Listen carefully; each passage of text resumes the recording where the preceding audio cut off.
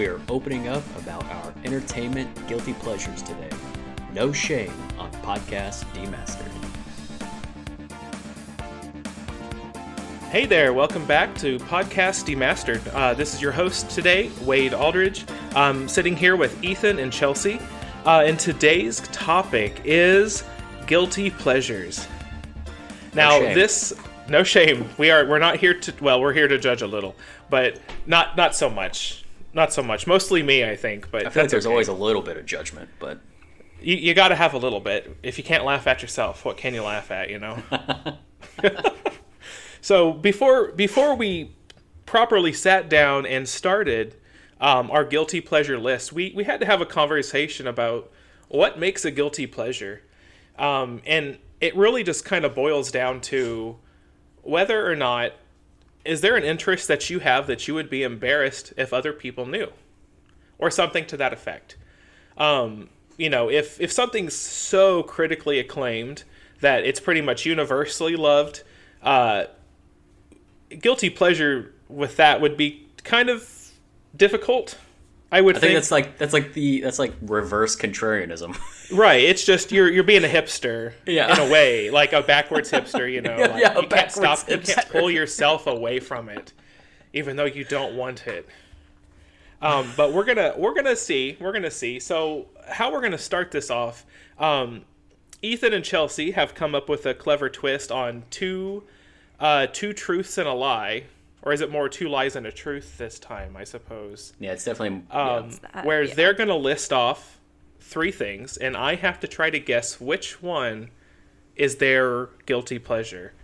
And this is going to be interesting. And Chelsea, I'm going to start with you today. Is that okay? That is perfectly fine. Okay, I want to give Ethan a chance to sit there and sweat a little bit. Rethink my choices. Okay. All right. Okay. So whenever you're ready. Oh, I'm ready. You ready for these? Are you going to guess which one it is? I'm going to try my best. Here's my list for you. The Vampire Diaries, One Tree Hill, and Pretty Little Liars. Oh. I think I know. I'm trying to put as much logic into this as I can, and I think that's where I'm going to slip up. So I'm just going to make a blind guess, and I'm going to go with Pretty Little Liars. You would be correct. Oh! Yeah, that's what I would have guessed too. Now, yep. Before we get into the why, PLL. Do you like the Vampire Diaries and One Tree Hill? Are those interest of yours? I've never seen them. You've never seen them? Okay. No, I just wanted to throw you off. Well, you did a good job, because I was like, we're speaking like generationally, and One Tree Hill we would have like caught on to the tail end of that, so that would be fair. Yeah, the only one that I was somewhat, I was like, man, Vampire Diaries definitely seems like some cheese shit that you would like, but I was like, you didn't really get on board too much with Twilight, so maybe that was an out. Yeah. I was like, Pretty Little Liars, though, that's 100%. Oh, yeah. That's my jam. Yep. So why is it that you hold on to that so tightly? I don't know. I think it's because, I feel like I was definitely a little bit on the older end of, people getting into it. Like, my sisters and my mom kind of got into it, too. And it's just, it's very campy in some ways. It's just so bizarre. I think it had, an initial interesting story, at least the first season, because it's based off a book series, and so after I watched the first season, or, part of it, I started reading the books, because I was like, I want to know what they did in the books to see if the show's gonna follow. No, the show jumped off the deep end and went crazier and crazier, and I just think it's funny, because then they added weird supernatural elements. There was a weird spin-off that dealt with, demons and crap, and going through a portal to hell. I had no idea it was a book series. That's exactly what I was thinking. The more you know. Oh, really? Yeah. So, yeah, it's written by Sarah Shepard, and there were 10 books or so, at least. Oh my gosh. And Jesus. so the first book or so actually reveals the main thing. One of the things that has a big deal with the books is twins. So twins plays a huge part in this whole series. And I don't know, A and I don't know, but I honestly liked what the show did better than the books. On some aspects, but I don't know. I like the teen like drama aspects. Yeah, the mystery. I just love. You like mysteries. It's like every single like mid-season finale, like something dramatic happened. Like in the beginning, like the first season, like one of the main girls gets hit by a car. Like just goes flying. Going on Mean Girls. Yeah, you have people getting multiple people get murdered in this town. It's insane. It's like, why would anybody live in Rosewood? And I'm like, I don't know, but I'm gonna watch this. I'm here for it. Yeah. Now, I've never seen Pretty Little Liars, but what I have seen is Scream Queens. And I feel that Scream Queens is like one of the like crowning achievements of man-made television. I'm such a sucker for Scream Queens. I love just the like bitchy mean girlness of it all, you know, like isn't that the vehicle for Emma Roberts? Isn't that her name? Yeah. Julia Roberts' niece. Mm-hmm. Mm-hmm. She plays a bitch in like everything. Like she does play a lot of bitches. She's like perfect at it. She has like she has the eyes that are perfect for like that like smug, like rolling your eyes bitch face. Absolutely. And so I in my mind I kind of compare Pretty Little Liars to Scream Queens, like in a way. So I really feel I need to go watch it. I think so, but I think the slight difference is that I feel like Scream Queens in a way like doesn't take itself seriously, but Pretty Little Liars does. It really does. So for Scream Queens, you're laughing at it because you're supposed to be laughing at it because it's like a horror comedy kind of thing. Yeah. But Pretty Little Liars is more just like, it's more like absolute drama, but the fact that it's so ridiculous is... There are just certain moments that are totally hilarious, but it's also just, like, ridiculous, like, because you do get invested, at least I got really invested in, like, for a long time, like, you know, like, oh my gosh, who is really A, or who is, like the double A, or whatever, like, it gets crazy, and then, like, all these mysterious people, and, yeah, it's just a good time. I don't know. Well, I think that might have to go on my spoil too much, watch list. So I'll spoil too much. Don't worry, I will never watch it. Oh, that's too bad. So Chelsea and I we can do an episode on Pretty Little Liars sometime. Then. Yeah, there you go. Yes. Go ahead and put that in your back pocket. Absolutely. And after you watch Pretty Little Liars, you have to watch the spinoff, which is The Perfectionist, which like it got canceled after one season, and technically The Perfectionist was also a book series by Sarah Shepard, but it wasn't actually the same characters. But then they brought some of the characters from Pretty Little Liars into Perfectionist. That's a huge missed opportunity with your title there. It could have been Ugly Truth Tellers, but for a spinoff. But you know, whatever. I'll leave that up to the showrunners. Okay, well, anything else on Pretty Little Liars then? No, just good time. Just a good time? Just fair enough. Good crazy time. Okay. Just makes you question everything in life. That's good television though, isn't it? Yeah. No, it just makes you go, I can't believe this isn't a show. Fair enough. All right, Ethan. You ready for me? Yeah, I'm trying to think of which one I want to go with first. I guess I'll do one of my one of my TV ones. Okay. So your three options are Charmed, Gilmore Girls, or Buffy the Vampire Slayer. I know which one I would go for. Mm-hmm. But so you go against that. Well, no, go not against that notion. No, because I'm worried that that's actually the one that it's gonna be. But I'm gonna. Oh, I don't know. I'm gonna go Buffy. It's Buffy. Oh my god. It is okay. Okay, not. I thought that was the trap. I thought Buffy was gonna be the trap. So were you gonna go with Charmed? I was gonna go with Charmed. Yeah. I would have guessed Gilmore just cause, but I felt that was Buffy. I felt Gilmore was the obvious trap, like the obvious misdirection. I've never even seen that show. It looks so not my thing. I've at least seen most of Charmed, at least until they recasted the lead because she was such a bitch to work with or whatever. Whoa, you calling Prue the lead? I will call Holly Mary Combs' personal cell phone right now and make you repeat that on live. Did you know she's in Pretty Little Liars? Oh, Holy really? Shit. What? Yeah. Okay, well, we're starting that tomorrow. I'm a pipe. This is a Piper Hallowell home, so we're gonna have to do that now. That's an absolute. Okay, so. Well, Buffy. Ethan, you said Buffy. Yep. So what about like Angel? See, I don't like Angel as a character because I wanted Buffy to be with Spike.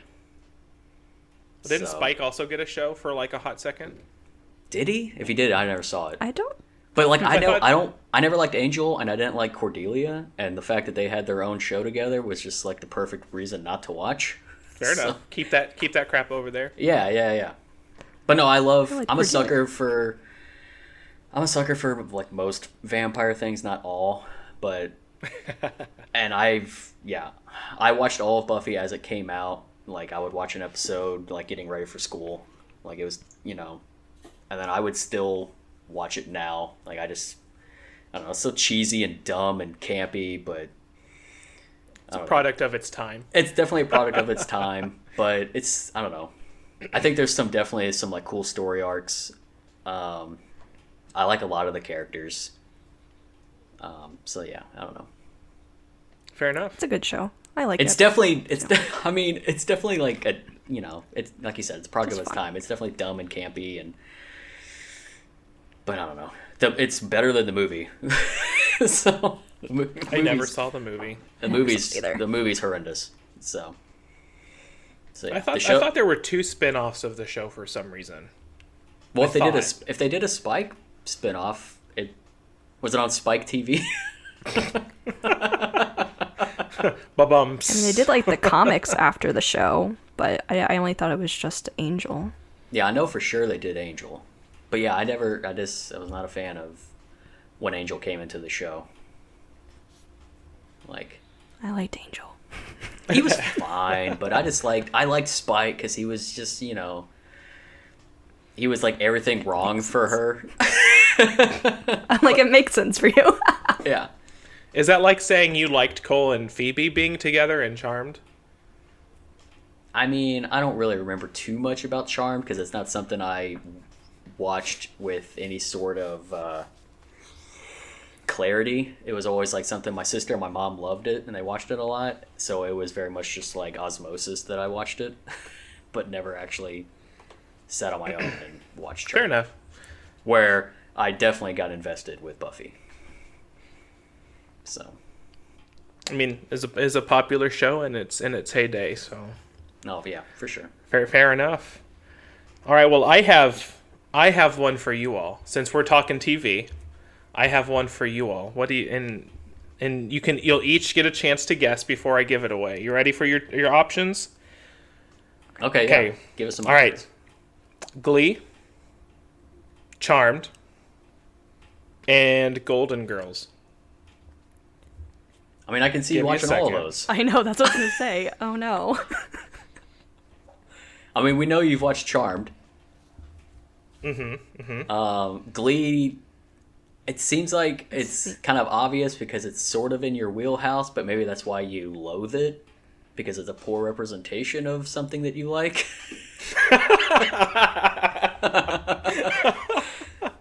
And Golden Girls, like there's characters in Golden Girls that are just spunky and that kind of fit you as a character yourself.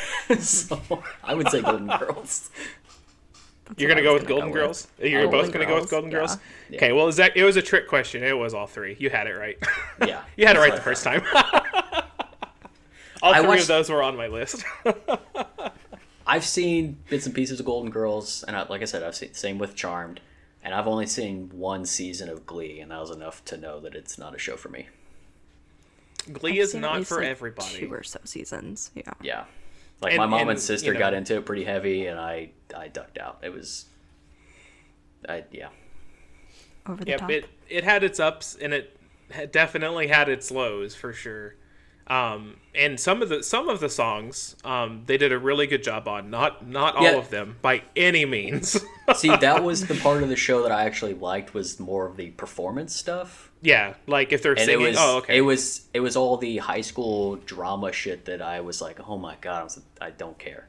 Like right, I don't think I can name a single show from like the 90s up that was a high school drama or any sort of school drama that I actually cared about. Like I didn't like Saved by the Bell or Boy Meets World or any of that shit. Like I don't know. There's something about that premise that I just don't care about. I lived my own high school drama. I don't need to watch yours. So, that's too close to reality. Yeah, exactly. I was like, if I just got off the bus and I'm coming inside, I don't want to just watch the same shit I just left. You know what I mean? Mm-hmm. Like, oh, for sure. For sure. See, Charmed. Nope, not Charmed. Glee came out my freshman year of college. And so, and living in a dorm, like, we would have, like, Glee watch parties every week when it came out, where, like, the whole floors would just kind of, like, fit into the lobby of the dorm, and, like, we'd all watch it together kind of deal. When I think Glee watch party, I think of that episode of The Office. I just rewatched all The Office, so that's for me. Well, The Office is not on my list. I've only seen, like... That's not a guilty pleasure, though. 3 seasons of The Office, I think. The Office is, like, universally beloved. It's right. Definitely not guilty pleasure. I mean, it's just not on my list at all, like, for much... Which is saying something, because I know a lot of people love it. And I don't not love it. I just haven't watched all of it. No, I can't vibe with the Office vibe. I'm not on that wavelength. The Office vibe is 100% my vibe.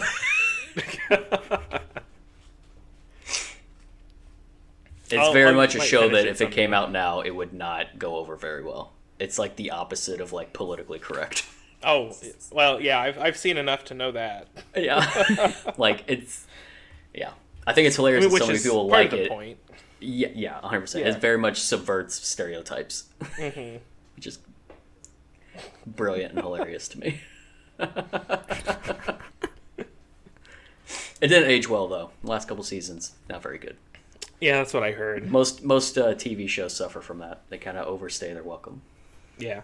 I know American television is pretty bad about that, because they like to milk stuff quite a bit. Yeah, 100%. Yeah.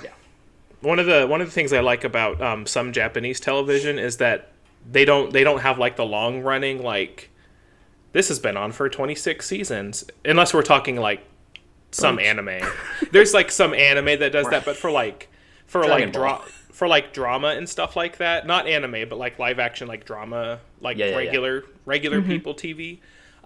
Like they're like, here is the story we want to tell, and then that's the end of it. Bye. And then it's not like, oh, this did so amazing, we have to make a 3rd and 6th and 12th season. They just kind of end it so they can go do other mm-hmm. things. So, but Japanese TV is weird at the same time, though. So. They do real life without talking about real life. It's funky. Anyway, Chelsea, back to you. Yes. Are you ready for these? Oh yeah. Let's go. Okay. Here we go. Cloud Atlas, The Purge, Cowboys vs. Aliens. Oh no. I feel like all 3 of those are prime guilty pleasure movies. In fact, Cowboys and Aliens came up last night. That's crazy. Oh my god.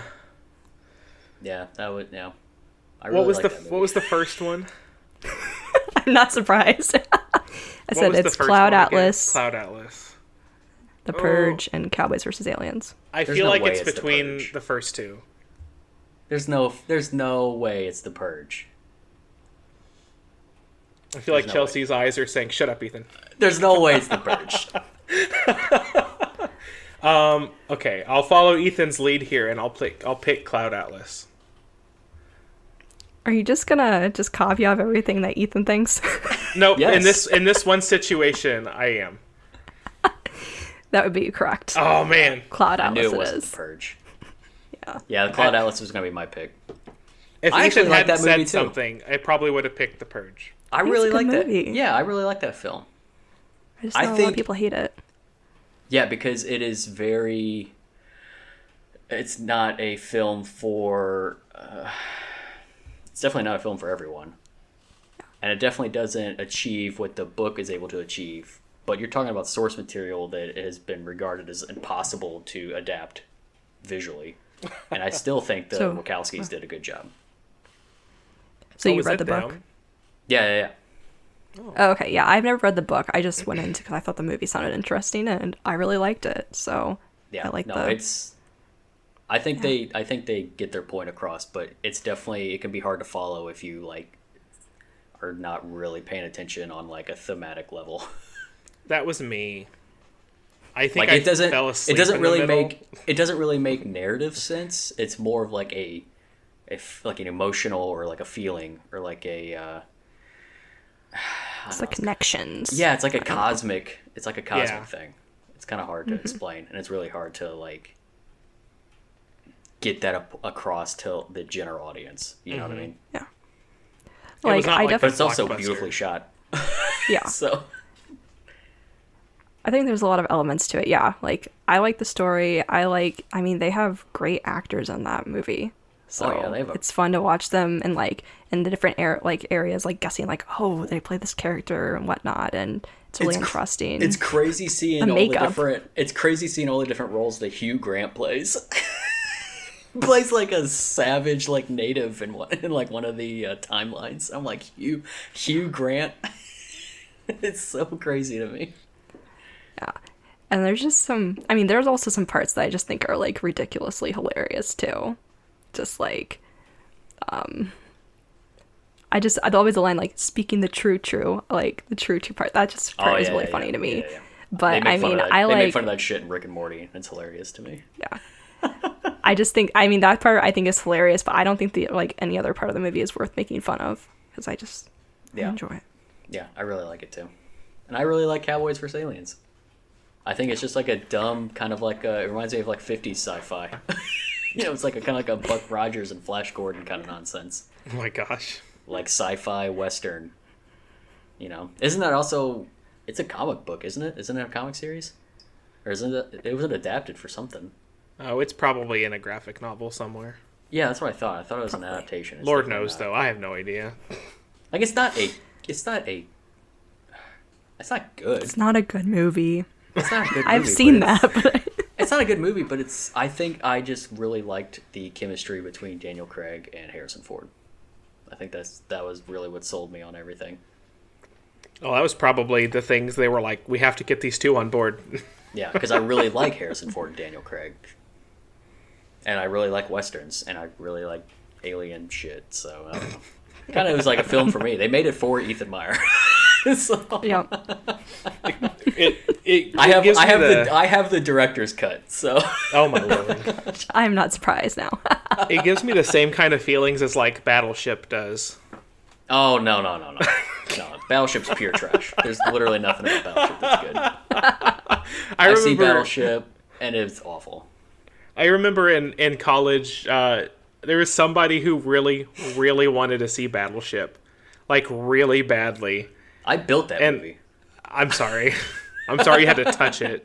Well, I took him to see it because he really wanted to go, and I was like, well, like I can get you in for free. Let's go do the thing. And I just sat there through this whole movie, and he's like on the edge of the seat, just like screaming and having a great time, and I'm just sitting here, just like, Jesus Christ, kill me. Yeah, it was. Even if you just, because it was in like the heyday of like the Transformers movies, so everybody was just trying to find these like big visual spectacles with aliens and these big block tentpole films, Mm-hmm. And even like holding it up to even trying to hold it up to Transformers, which are dumb, abysmal movies. It still doesn't even like equate. You know what I mean? Like it's just bad all around. Mm-hmm. Well, speaking of Transformers, that's on my list. Yeah, that's on my guilty pleasure list. Yeah, honestly, that one's fine. Just the first. I didn't put any of those on my guilty pleasure list, but I didn't write this down, but just thinking about it, I think Michael Bay may be my guilty pleasure director. because I pretty much watch anything he makes, and I find enjoyment out of almost everything he makes. So. Like I watch those Michael Bay movies, and I'm just like, how dare you make me sit here and enjoy this garbage? Like, how dare you make the same movie 28 times and make me give you my money? And I'm just sitting here just like, son of a bitch. But I that's my sentiment. And that's why it's a guilty pleasure, because we should not support those habits, and yet America does. I wrote a paper in college in one of my like film classes about why Hollywood needed Michael Bay. I think was the title. You got to have the low averages to bring it down, right? It was basically just saying like studios need those kind of directors to boost their numbers so they can fund art house films. So, if you don't have directors out there making films for the lowest common denominator and raking in billions of dollars, studios are less likely to spend money on other projects. I mean, that's fair. The money's got to come from somewhere. Yeah, that's why you need shit like Fast and Furious and Transformers and nonsense, because studios need to make their money. So that was my thesis. Jesus. Would you all put the Fast and the Furious on your guilty pleasures list? I've seen the first 6. I haven't seen the newest one, the Hobbs and Shaw spinoff, and the 8th one. Or I guess I've seen the first 7. And yeah, they're definitely just dumb fun nonsense. It's one of those things I would never watch them again. That's why I didn't put them on my list. But I always like try and watch one of them, I guess, like once. I mean, but I've never rewatched any of them. I think I saw the first one a long time ago. That's about it. Yeah, they're just like dumb, nonsensical fun, but they have, I don't know. It's kind of impressive to me that it's one of the few franchises that has gotten better critic reception and financial numbers as it's gone on, as opposed to the normal, which is supposed to decline. Usually franchises get worse ratings and worse money, and this franchise only gets bigger as it goes. Like we're on Fast 9 or whatever, and it's still like a huge phenomenon. Where like the first movie was almost like it had no marketing. It was like a nothing movie, made almost no money at all. It's like a cult film almost. So it's kind of a weird franchise in terms of film history. But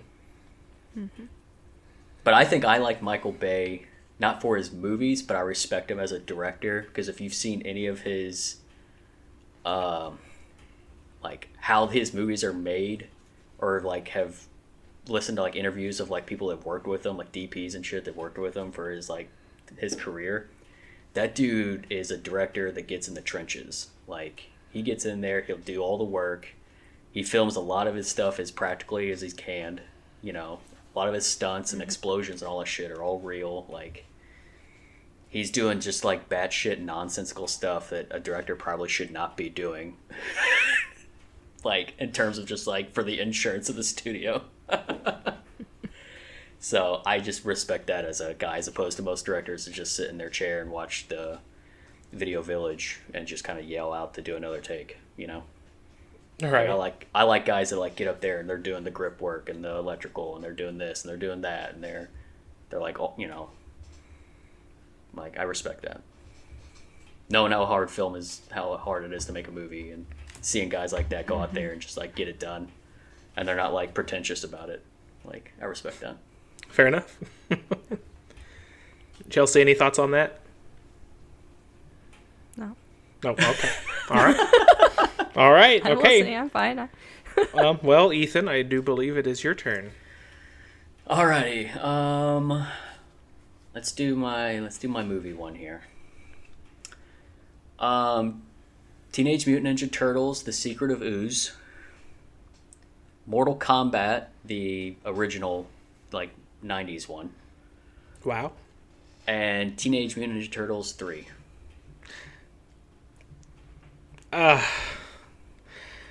I'm gonna go with Ninja Turtles 3. You are correct. Ugh, gross.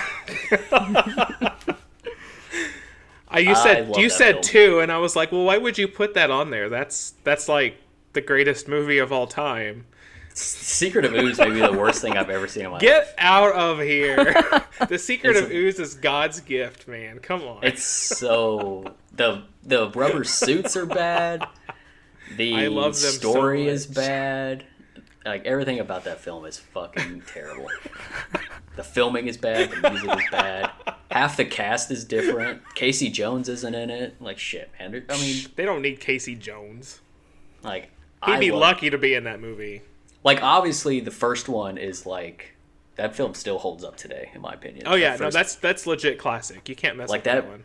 Like, it actually has, like, a lot of, like, emotional depth to it, too. Like, I rewatched all 3 of them recently with Atlas, who, you know, didn't care at all because he's a 1-year-old. But For sure. But I rewatched them all, and I was like, man, I still really like Teenage Mutant Ninja Turtles 3, where they go to Japan. Like, I still love that one. I loved it as a kid, and I still love it now. See, maybe I like the second one so much because it's just so silly and, like, campy. And, like, every time the turtles move, like, there's a joke to be taken out of it. You know, like, they just stuffed that with as much as they can. Maybe that's why I like that one. But the third one, I could just never really get behind it. Like, I've seen it a bunch of times. I like the third one because it reminded me of the first, where it was kind of more of an adult toned. You know, like maybe that's why I didn't like it as much. It was just too monotonous, kind of in the turn in like the setting. Yeah, because I mean, when they go to Japan, they're dealing with like a rebellion and the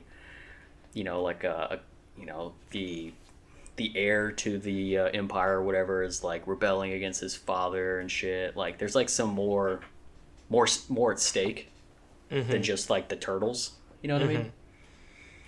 And like, I don't know. I do remember the scene where Mikey, I think it's Mikey, tries to make the pizza. Yeah, but he like overcooks it, and it just turns. He's like pizza. Takes a bite, can't bite out of it. He's like, yeah, it's like frisbee, it's like and then brick. Throws it and like hits somebody in the head. I'll just watch that scene for an hour and a half. That's fine. But I the same reason why I like the first movie, because it highlights a lot of like Raphael. Oh, for sure, yeah. The third one does the same thing, where it kind of like makes him even like humanizes him even more, or not humanizes him, turtleizes him.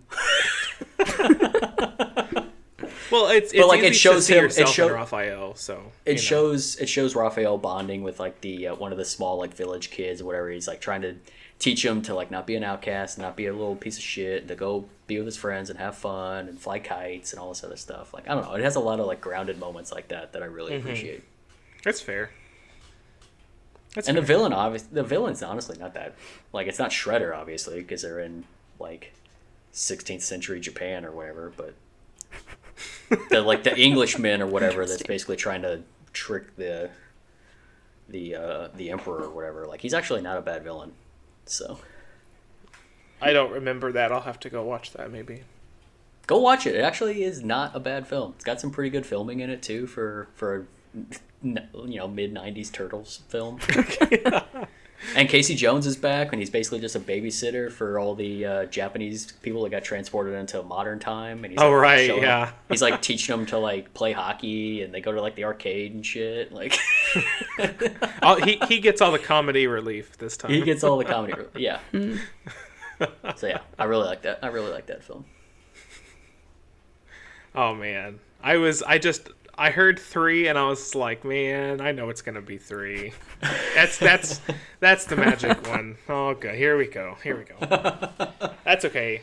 It's okay. It's my roommate's favorite one too, so he gets just as much. Oh, it's not my favorite, but it's. Is 1 your favorite then? It's your guilty pleasure. 1's my favorite for sure, because 1 is like still is like a legitimately good movie. Yeah, it is. It is a good movie. Like, I consider it an actual like good film. Like 3, I don't think is a good film, but I like it for different reasons. For like, there's like, I could pick out like slices of that film that I think are good, but overall it's not.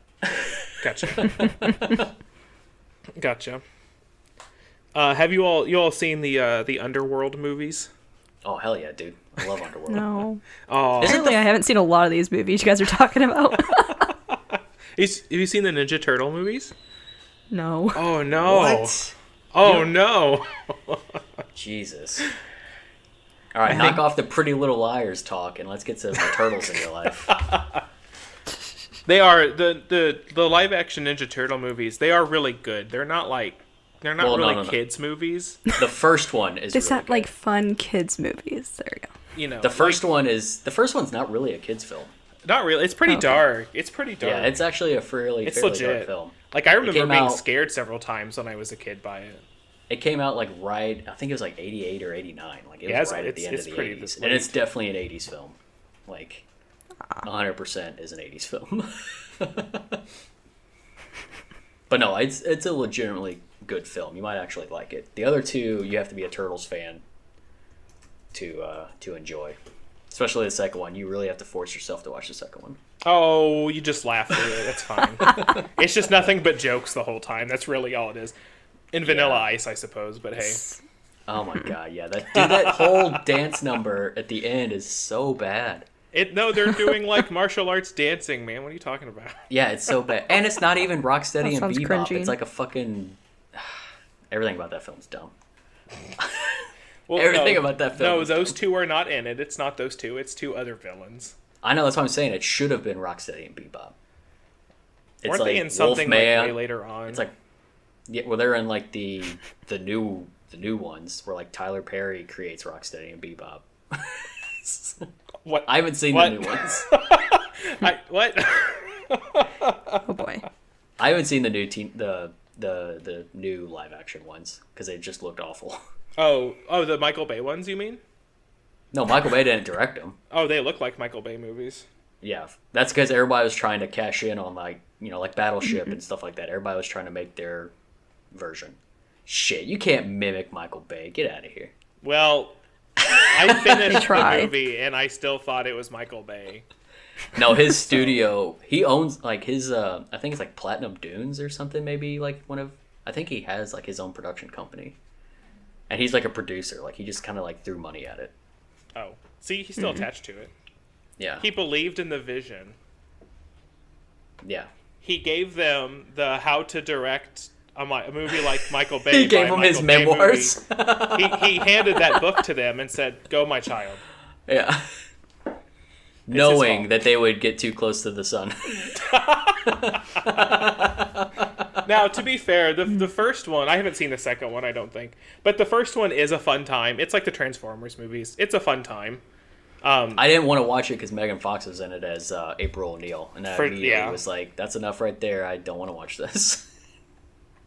Well, they don't like super over-sexualize her like they do in Transformers. She's like more of a character. No, I know, but I just don't. But don't like her as an actress. That's fair. That's okay. Especially as April O'Neil, who I love. I love April O'Neil. And then, dude, that cartoon from the '80s, just like the straight up Teenage Mutant Ninja Turtles cartoon. When Atlas gets a little older, we're definitely watching all of those. Well, like April has the big '80s hair. Yeah, and she has the yellow like jumpsuit jacket or whatever. Mm-hmm. Yeah, dude, definitely. I love that stuff. She looks like she could be an X-Men almost. Yeah, it's like the same animation style as the X-Men cartoon. Right? She could just be Rogue. She's a cooler Rogue. I mean, come on, better stop that. We got it. Let's not bring the X-Men into this. Yeah, that's a whole nother podcast. All right, we should move on. Is that what you're saying? Move on. Okay. Yeah. All right. Well, I was talking about Underworld. That's what I was talking about. Oh yeah. Man, we really deviated. Underworld. That's okay. Yeah. Now I will preface: I've only seen the first, I guess 3, Underworld, Underworld Evolution, and Underworld: Rise of the Lycans. Well, I haven't seen Awakening or Blood Wars. That's okay. It's because they came way later. Yeah, it's the 4th and 5th movies I feel that really turn them into guilty pleasure movies. Yeah. It does. They do the same thing like Resident Evil, where they just kind of start milking it. You know, 100%. And not saying Resident Evil is sitting right here underneath my list right under Underworld. But like they just get into the pattern of like, oh, we're just gonna milk it. We'll come up with some ridiculous story, that's completely different than all the other movies, and it's fine. The lead actress will jump around, kill a bunch of people, look real cool. Here's your movie. Yeah, because honestly, I feel like the first three, like because Rise of Lycans is like a prequel, and then you got Underworld, Underworld Evolution. I feel like it's a fairly solid, like 3-film, like watch. You know what I mean? Like, they're kind of the effects and some of the acting and writing it can be bad at times, for sure.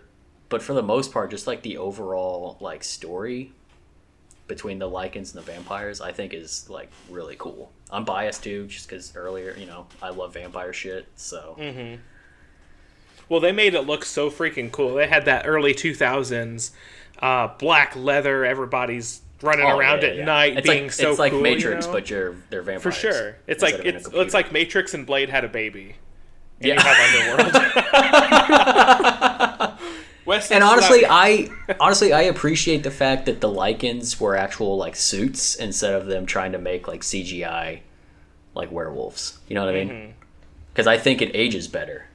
Well, they continue to do that into 4 and 5, and they don't look quite as good. Yeah, I feel like also they were smart in the first two because they didn't like leave the camera like linger on any of the Lycans very often. Like it's always in like you only see the Lycans when they're like fighting, so it's very like kinetic and quick. Right. But like I feel like if that era late like the early aughts, if they tried to do like CG werewolves, it would look awful. So. But like yeah, I didn't put series, perhaps. Yeah. So yeah, I didn't. I didn't put Underworld on my list just because I actually think they are pretty like good movies. I put Underworld and Resident Evil on my list just as the full overarching franchises. Yeah. You know what's funny? I love Resident Evil the games. I've never seen a Resident Evil film. Really? None of them. Huh. But I love playing the video games. I haven't either. Surprise, surprise. Yeah.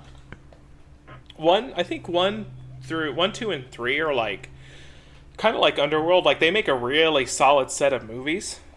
Yeah. And then after that, it's just like, what can we do to make this so freaking cool that nobody can stand it? And we'll just go off the deep end. That's kind of what Resident Evil does. Like in every movie after that, you have like a different apocalypse. But that apocalypse takes place after the previous apocalypse. Yeah. I mean, they kind of did that with the games, too. So that's why they needed this soft reboot. They do eventually try to, like, go back and kind of connect stuff together. Yeah. It's like, well, this movie's happening, you have this movie, and then they come here, and that's why these characters are in the same movie. But they do try to shoehorn some of the video game characters in. Oh, yeah. Because it started with a full set of original characters. Yeah, because the lead character, Alice, isn't that her name? Alice? Mm-hmm. Yeah, she's not in the games. Nope, she's not. So. They get through. Well, the first movie, I'm pretty sure doesn't have any. I could be remembering wrong, but isn't Wesker in the first movie? I don't think so. I don't think really? He makes his debut until the second one. Oh, okay. Then yeah, maybe so. But then you get like Leon comes in and Claire comes in. Claire's badass. Wesker comes. Yeah, Claire comes in. Wesker comes in. Does Jill ever come in? Yeah. So Jill or Chris Jill's Redfield? in the second one. Is it Claire Redfield? Jill Valentine. Jill Valentine. Claire Redfield. Chris Redfield. So Claire and Chris are both. They're both in like one movie, and then they skip a movie, and they come back in the next one, I think. Then Jill does the same thing. I think she's in 2. And then she skips 3. Like most people skip 3, except for Claire. She's in the third one. Because 3 is like actual apocalypse, like desert wasteland kind of thing. But then at the end of that movie or the beginning of 4, Jill comes back, but she's like basically being mind controlled by the Umbrella Corporation. And she's pretty badass all the time, so, as Jill is. Yeah, Jill and Claire are both badasses in the games. There's the Resident Evil like little miniseries that's on Netflix that I want to watch. It's animated. It's just called like Resident Evil Infinite Darkness. I think there's only 4 episodes, but I want to watch that. And then they got I heard it's not bad. And then they have the Resident Evil film that I think is supposed to come out later this year. That's just the first game, basically. Like another animated film? No, it's live action. It's Oh, live really? action. Oh. Yeah, they're basically just adapting the first game into a movie. Okay, that's fine. I heard that they were doing a reboot, but I honestly expected it to be a like an Alice reboot. Oh no, but maybe she didn't want to do any more movies. This is like straight on just the games. That's like Kate Beckinsale. Like she doesn't want to do any more Underworld movies. So they're maybe they both kind of left it behind. I can see that. I can see that. I feel like she's overstayed her welcome in that leather suit. That's it, and I think specifically that's exactly what she said too. She's like, I don't want to get back in that leather again. So, yeah, I'll have to keep a lookout for that Resident Evil movie. I didn't know about that. Yeah, I feel like I have to catch up on a lot of this stuff. Like I've never, no Underworld for me, no Resident Evil. That's okay. I mean, like they're not bad, but you're not really missing anything either. They're good times. That's about it. Yeah. Well, did you have another one to throw at us? I think that was like 3, or well, you gave us 2. Last time you gave us 3. Let me see if I've got another. Or you want to move on? Oh, there is one here. I'm saving it specifically for Ethan because I know he'll pop a blood vessel. Oh boy. That'll be like. Oh, okay. Well, it'll let him talk for about 25 minutes or so. Oh no. I should say no. talk, well, like scream and rant at me, probably. We'll make him emotionally prepare for that then. Maybe not. I think maybe I'll just kind of casually bring it up and see if he blows past it or not. Yeah. Do you want to move on? Yeah. To our next round, or? Yeah, we can do your next one. Okay, my next round. Okay, Yeah. Are you ready for these? Ethan won't give it away this time. Yeah. No. I don't think he would be able to anyway. Oh, cool. We'll see. Perfect. We'll see how I do. Maybe. I don't know. Okay, so I have The Descendants, Aragon, and The Sorcerer's Apprentice. Now, are we talking Aragon the movie? I will not reveal anything. Oh, I'm snap. just going to say my things are The Descendants, Aragon, and The Sorcerer's Apprentice. I'm going to go with... Is Descendants that film with George Clooney? Nope, get out. I'm going to go with Descendants. Anything. I'm going to go with Descendants. Final answer. What do you think The Descendants is, Wade? The Disney Descendants. Yes. Bam! That is correct. Wait, was it right too? Yes, that is correct. Man, I love DCOM movies. I love them. They are my freaking jam. Here, I'll explain the plot of The Descendants. Don't worry. Let Ethan in on this. Hold on. Okay. I'm Googling. Oh my god. No, you're not supposed to Google it. No. I'm going to... No, I just wanted to make sure. I'm going to tell you. The Descendants is that film by Alexander Payne with George Clooney. No, it's not. That's not what we're talking about. No. No, My Descendants, that is on my list as a guilty pleasure, is the DCOM, so the Disney Channel original movie, The Descendants. Technically, I want to say the whole trilogy. Oh, snap. So, She going in deep. Yeah. Okay, I've never heard of any of I this. am. There's a reason. I feel like when you said Disney Channel original movie, I immediately... With all love, there's a reason. Oh, yes. Continue. So, The Descendants. So, it is about 4 people, like 4 characters, although the main person is Mal, and so they're all, like, children of Disney villains.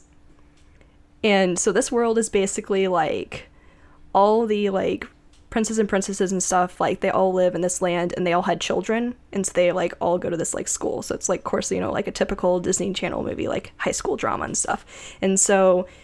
what's really twisted about this is that, so there are books that go along with these movies too, and like one of the first book is actually a prequel, and it kind of explains, like, because if you know Disney, like Disney lore in general, like Maleficent is like dead and stuff in the movies, like she dies, like, so it's like, okay, why are these characters, like, why do they exist now? So it explains in the book, I believe, that the fairy godmother decided to bring back the villains that died to life, so bring them back to life and put them on an island where they don't have any powers. Australia. And there's also... it's just like this, like, they made this island and stuff, and, like, there's, like, a huge dome surrounding it, so all the villains are stuck on this island, and it's basically, like, supposed to be, like, they're all like, everything's really crappy there. They have really like poor living conditions, and it's just like poverty over there. And then everybody that's like, good, the princes and princesses are living their best life on the other side.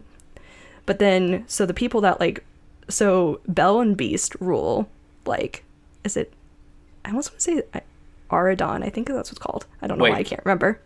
Belle and Beast are the rulers? Yes, they are. And so they have a son. Yes, this land specifically. So they have a son, and they're training their son to be, like the next king. Well, he's like, hey, what about all those poor villain kids on that island over there? They should deserve a chance to be good. And his parents are like, yeah, right. He's like, no, I want to pick 4 of the villain kids to come to the island, or come from the island and go to school with me. And I'll prove to you that villains can have like good kids. So you have Mal, who is the daughter of Maleficent. You have the son of Cruella de Vil, the son of Jafar, and the daughter of the Evil Queen. So this shows like classism. Oh yeah, so it's I believe it's directed as well as choreographed by Kenny Ortega. So this is the one and only from High School Musical and everything. This is a musical, so you have some fun and crazy songs. Didn't Kenny Ortega also do Hocus Pocus? Yes. Yeah, okay. That's a good movie. Mm-hmm. Yeah. And yeah, so that's basically like the plot of the first movie, and then it kind of just like goes from there, and I think it's fun. It's kind of dark and crazy. I was going to say, the fairy godmother brought these evil people all on one island just to suffer instead of just letting them be dead? Mm-hmm. She's a bitch. Yep. Yeah, it's basically like, hey, let's put all these people on an island, seclude them there, and then we're going to be rich and posh and just look down upon them. Yeah, right? And basically. then so this is like a film for the one percenters. It is, kind of. Because like all their trash and stuff, they bring it to the island, so they're like, you can have all our leftovers and stuff, and you can enjoy what we didn't want anymore. And then like they have like TV there, but they can only watch like the station that like the mainlanders watch. Like it's like propaganda for them to be good. They get to see all the fun, happy things happening when they're all like, this makes me sick. Yeah. So I don't know. I think it was. Wait. All right, so all these villains are on an island. Yes. And they're all breeding with one another. Mm-hmm. You know my next question is, who's breeding with who? Well, who's hooking up on this island? Well, we only know about a couple of them, like, because of the main, like, the 4 characters. So, like, Mal's the main character, who's Maleficent's daughter. Oh, and by the way, Mal is short for Maleficent, and, like, explains more, like, because Maleficent is, self-absorbed, so she wants to name her daughter after her, because... Who's the father? Why not? But she's like, she doesn't deserve her full name, so that's why she doesn't call her Maleficent. So, anyway, but... I mean, like, spoilers, so in the 3rd movie, you find out her father is Hades. Nice. Really? Yep. Mm-hmm. Wow, okay. Yep. I mean, that makes sense. Yeah. I mean, they brought in some kind of, who's Jafar hooking up with? I don't know. I can't remember what's actually canon or not. I think it's... Yeah, give me the fan fiction. I think it was just, like, some random woman, I think. This is the juicy shit I want to know. Yeah. I think there's like rumors for like Cruella hooking up with like her. Yeah. I want this to be like some reality TV show, this is what I'm wanting. Yeah, well, I don't care about the kids. So yeah, it's the 3 movies. It's like kind of books that are like the in between story, and then there's an animated show that I'm not really sure that's actually considered canon, even though it's by Disney. It's really weird. And what about the villains that aren't human? Are they there? Like Scar? I think they're mentioned, but we never see them. Like are they just like a house pet? So like Ursula's kid is like the villain in the 2nd movie. So. Who's Ursula hooking up with? I don't know. Come on, Disney. God. Yeah. Give us the answers. Well, I know, and I feel like it's funny because I think these movies are like kind of pretty dark, but it's Disney Channel, so they don't take it as far as they could have, and Yeah, I'm going like to. they're also like really short, and it's definitely something that I'm going to do my really 50 could be Shades of explored. Grey version of this. Oh my With all god. with all the villains. I'm sure there's already fan fiction about that. Ew. All right, I know what I'm going to be Well, Googling tomorrow. there's the rule. If it exists, that exists of it. So Yeah, that's true. I'll make sure to I go don't know. incognito on the internet to look this stuff up. I'll I shoot don't know, you but some. yeah, in general. Yeah, Oh, just send God. me your Straight to the- bookmarks. Straight to the group chat. Anyway, in general, yeah. In general, I'm a sucker for DCOM movies. That's and okay. I personally just like the Descendants trilogy. I just think it's fun, and What's your all-time favorite DCOM film? Xenon. Get out of here. Blasphemy. That film's awful. Get out. I got two. I got Would two. you- I I mean, I do like the Descendants movies, but it's also like they're guilty of pleasures because these movies have come out in the last like 10 years. Yeah, they're pretty so recent. They're not for my demographic at all. Yeah. That would definitely fit the but bill. Disney Channel just pulls me back in sometimes. I was so. gonna say a lot of the DCOM films that I liked are definitely from like our childhood. Like when they I mean, started coming out. Halloween Town, yeah. such a classic. Oh, for sure. Yeah, I like Halloween Town. Mm-hmm. I like Hocus Pocus. I like Johnny Tsunami and Brink. Those are Brink. like my Brink. 4 films that I could probably still watch today. Man, you Actually, I didn't do. like I watch Xenon? Hocus Pocus and Halloween Town like every year. So Oh yeah, I watch Halloween Town. How do you not like Xenon? Come on now. I don't like Hey, Lizzie no. McGuire or that actor, whatever her name is. She's Hilary not- Duff. It's not the She's same not. one. She's not in it. It's not her.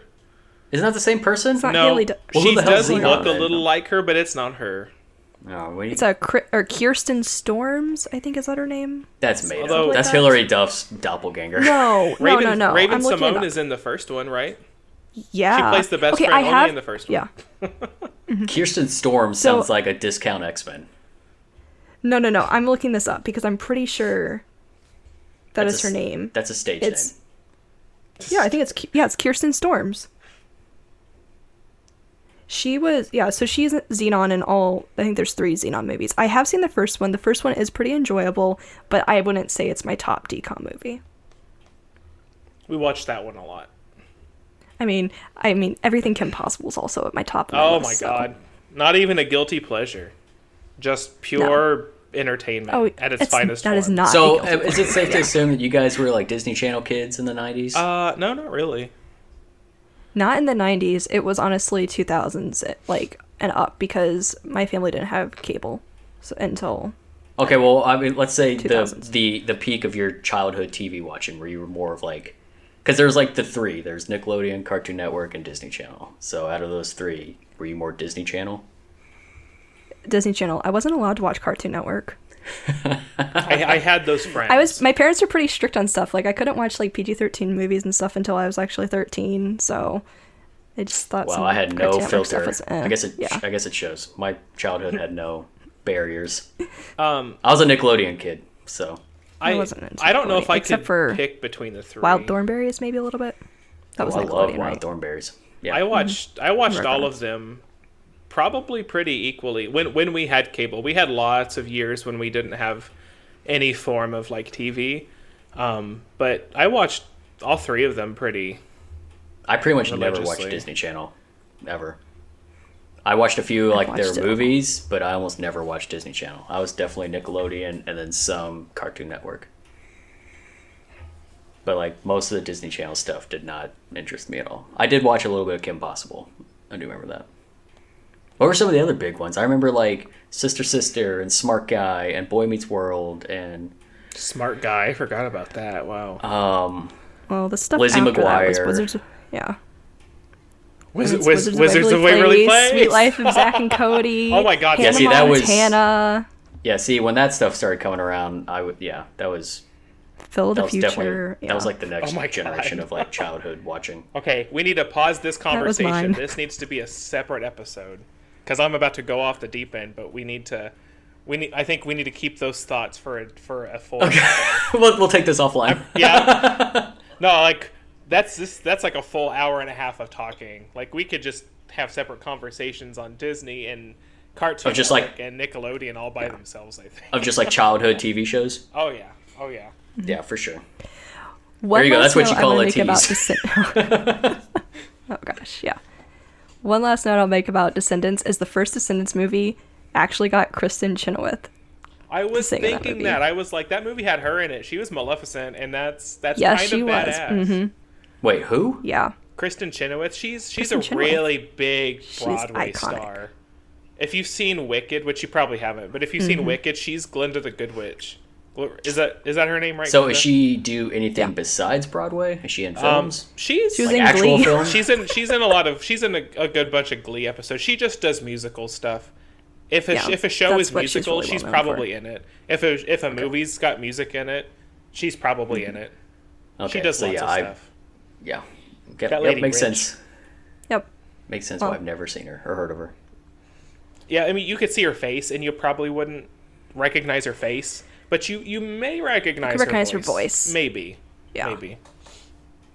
Okay, You doing Ethan. it Yeah, like, okay, because you're doing that's like it. commercial jingles? No, I don't. She's too classy for that. She gets paid too much money for that.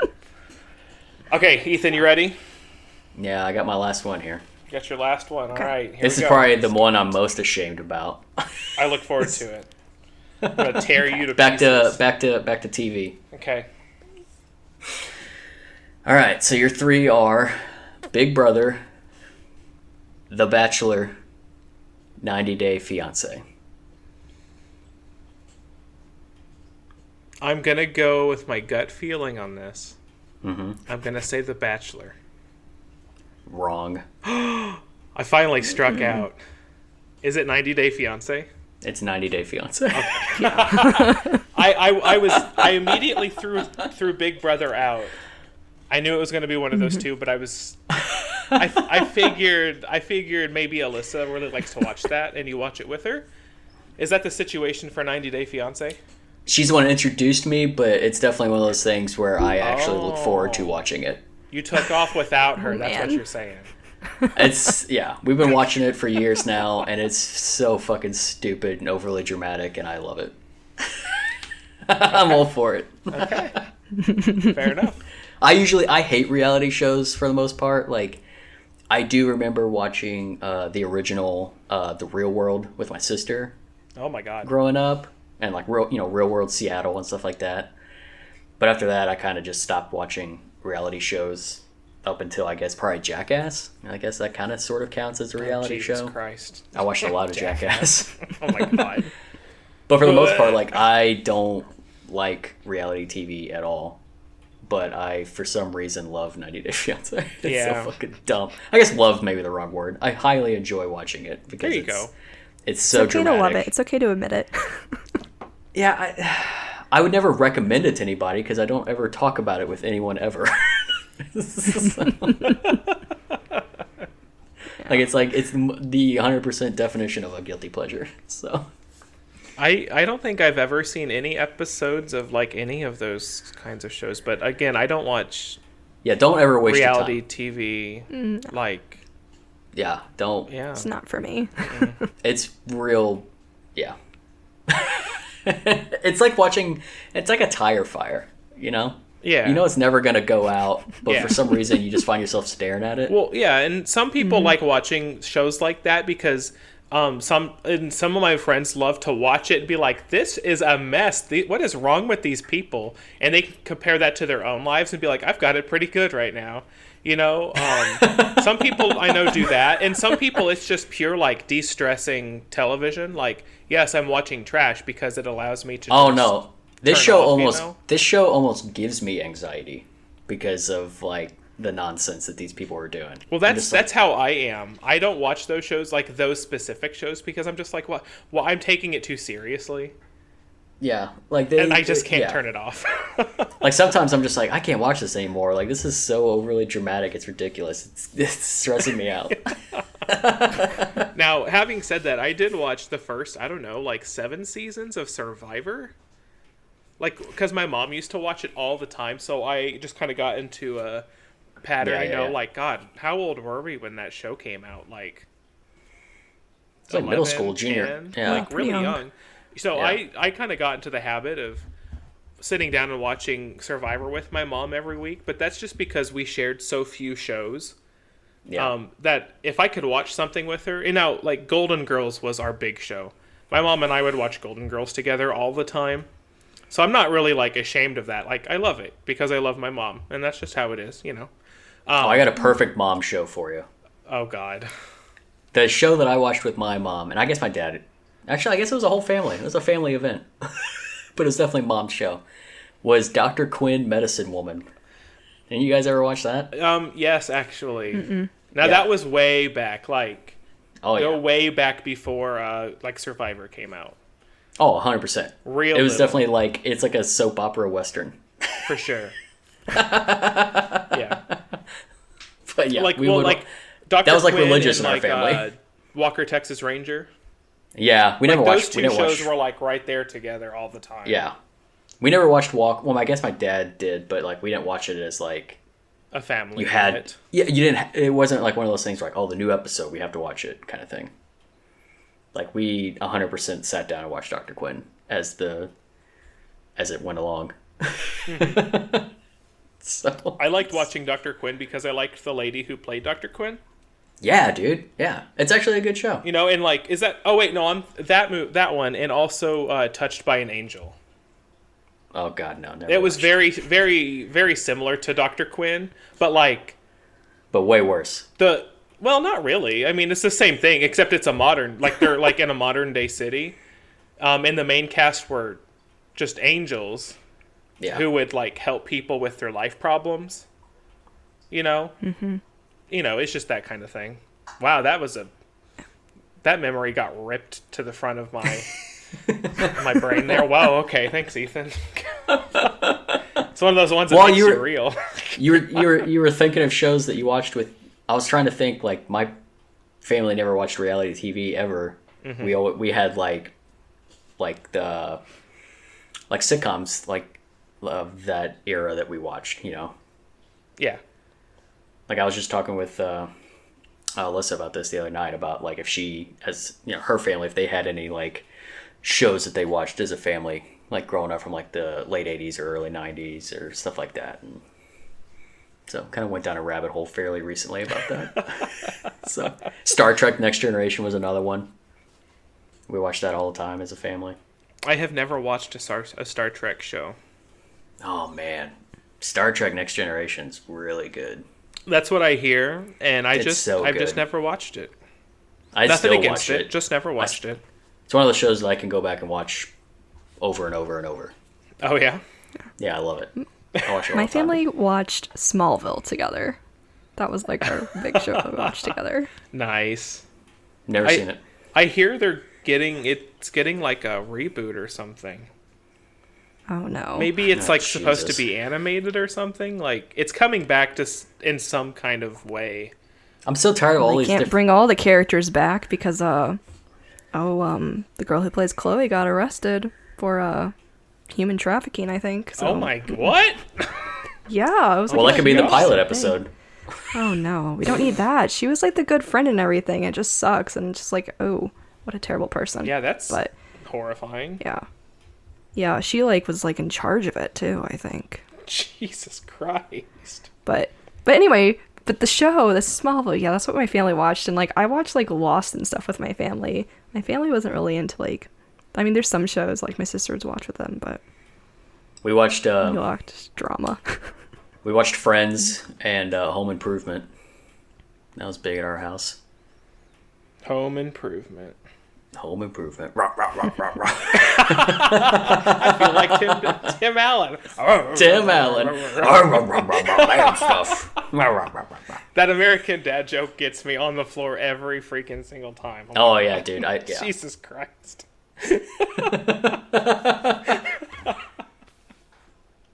Excuse me while I die here. Okay, anyway. Oh, and I guess The Simpsons. We watched The Simpsons as a family too. So, I didn't have much limits on what I could watch while I was growing up. But yeah, same. This is the thing. I could watch South Park, but I could not watch Futurama. What? Futurama's way better. Well, yes, and South Park is way worse in terms of quality and just overall, general everything. But I could watch South Park.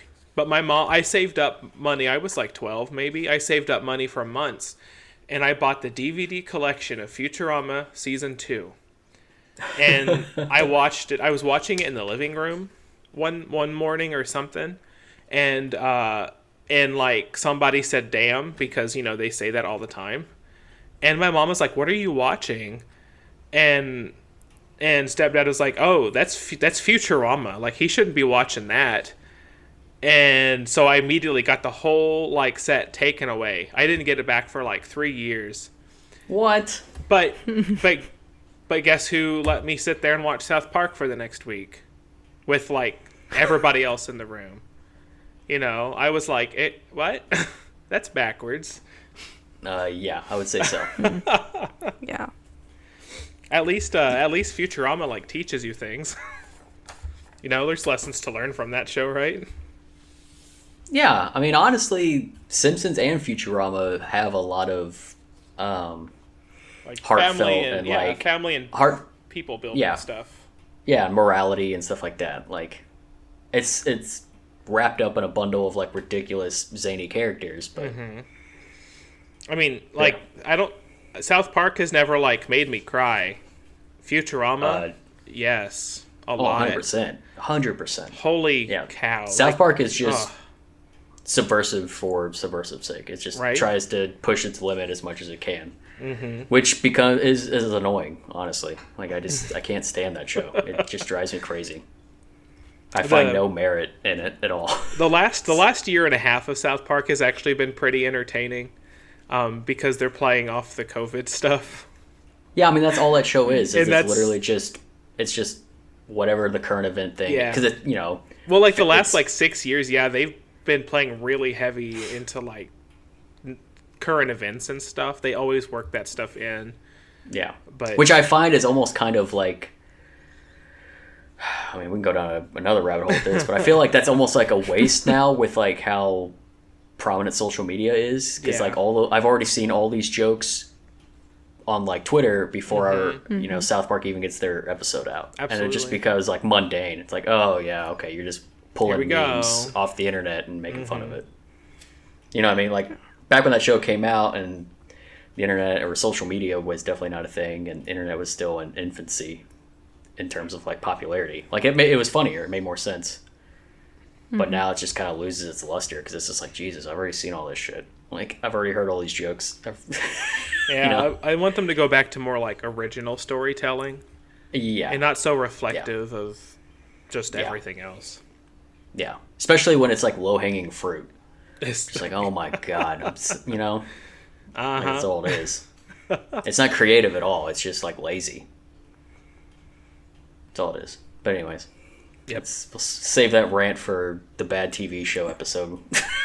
There you go. That's going to be an episode.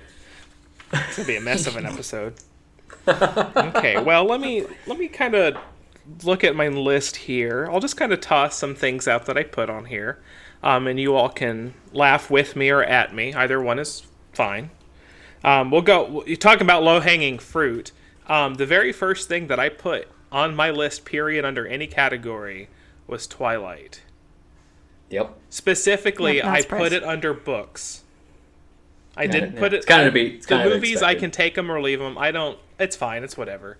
But the books, I did really, really like the books. I did enjoy them on my initial read through of them. But the ending of the entire series just kind of killed it for me, I guess. I don't know. No words, man. But I did live that life, and I do have to own it. So it is what it is. They exist. I mean, they were popular for a reason, I guess. So I guess is the right response. It was a worldwide phenomenon because for something. Here, Ethan, I put this one on here for you. The Tim Burton Batman movies. Ugh. I love them so much. I feel like that they're bad I feel like movies. they're not. And see, that's what's crazy is I don't even think they're like. I think Batman Returns is like less regarded, but like everyone loves Michelle Pfeiffer as Catwoman, which yeah, she did a really good job. She's pretty badass actually. Well, see, but I think the first film is actually like highly regarded. It like, is. Like Jack Nicholson won like an Oscar for it. But the worse they get though, so like the farther they go on, the more I love them. The more you love them. Yeah, but they're not like Tim Burton Batman and anymore after that. well, they are though because he produced them. He didn't direct. Yeah, but I mean, he didn't direct the last two. Because they lose all sense of his tone and style. Because like the first Batman's very much like a grounded kind of gangland, almost. Yeah. Sort of, and then Batman Returns is still kind of like dark and dingy, and then you get Batman and Robin and Batman Returns, or not Batman Returns, Batman Forever. Batman Forever, and these like completely change literally everything about the series. Like not only just like different Batmans, but like they don't even like look the same or have the same kind of vibe or feeling. They're very over the top campy and doofy, and like the first two are, you know, very much a Tim Burton film. They have that style, and they're more like serious, I guess, and the last two are not serious at all. Like I'm like over here just like smiling and nodding and agreeing with everything that you're saying, but I'm like, yeah, I love them. I love them so much. I love the Bat credit card. I love like everything about those movies that make them stupid and campy. I love it. Did Joel Schumacher do both of the last two? I have no idea. I think he did. Or maybe he just did the one with bat nipples. That was Batman. I've heard about that these was Batman things, but Forever. I've never watched those movies. Oh my god. Don't watch You're it. in for such a treat. I'm not. I mean, She doesn't even like Batman, so why would she watch the worst ones? Poison Ivy. That's why you watch them. And Jim Carrey it's is not the gonna Riddler. sell me on it. Jim Carrey is the Riddler. Sorry. Yeah, I love Jim Carrey, and that movie is horrendous. And I don't even really like... I know this is like blasphemy in the Batman community, but I don't even really like the first two. Like, I don't think Michael Keaton is that good of a Batman. I think he's an amazing Bruce Wayne. I think he's a terrible Batman. He's definitely just I'm like definitely a the minority. original movie Batman. Yeah, I'm a minority because most people in like Batman communities love Michael Keaton, and I like the actor Michael Keaton, but I don't like Batman Michael Keaton, like at all. Well, him in the costume just kind of looked kind of jank, but I think that wasn't his fault so much No. That's just when the movie took place and they just didn't have the same technology and effects and stuff, you know? I mean, I don't even care that it looks bad. I just don't like his portrayal of Batman at all. I just don't like those films. Like, in any shape, way, or form. Yeah, that's okay. That's okay. Like, I think the Christopher Nolan Batman series is a way better adaptation all around. Well, yeah, but that's like comparing two completely different things, though. Like Christopher Nolan was trying to create a cohesive world with like a full story and characterization. Yeah, all those things are achievable in the 80s. But unless you don't what were they trying to do in the 80s then? make a comic book movie. A gothic. It also separates Christopher Nolan, who's a good director, and Tim Burton, who's not. Well, I think Tim Burton's just more imaginative. I don't think Tim Burton's that good of a director. I think Tim Burton has a style, and I think it works in some regards, but I don't consider him a good director. He has way more shit movies than good movies. That's okay. It's all good. But I dig it. We're creating way too many rabbit holes here. That's okay.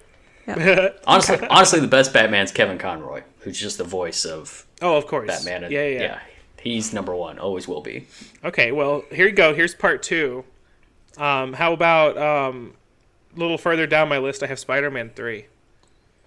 Yeah, no. I mean, that's not a surprise. Yeah. That was one of your favorite film trilogies, so Yeah. Yeah. I know people don't like Spider-Man 3 for 100 different reasons, and that's okay. But I think that film has bits and pieces of greatness, and then I think it just has way too many moments of awfulness. So for me, it's just okay. Like, it could have been better. It 100% could have been better. Yeah, everything could always be better. That script needed a good solid 15 more rewrites. So, or just fewer villains. yeah. But I don't blame Sam Raimi for that, because that wasn't even like his vision. Like, that was the studio getting involved. Like, that's 100% Sony's fault. Because if you listen to Sam Raimi, he wanted to do the Vulture. Really? And they're like, no. And they're like, no, you can't do this. And he's like, okay, well then we'll do Sandman. And he was gonna, they had the grounded story with Sandman and everything. Not grounded, but somewhat of a more impactful story. And they're like, oh, well, you have to put Venom in there, and you have to do this, and you have to do that. Like, that was Sony just meddling. Sony fucked that movie over. They do that. Yeah. Although, like, in that movie, I would say that Sandman wouldn't really be enough. Like, you need at least another villain in there.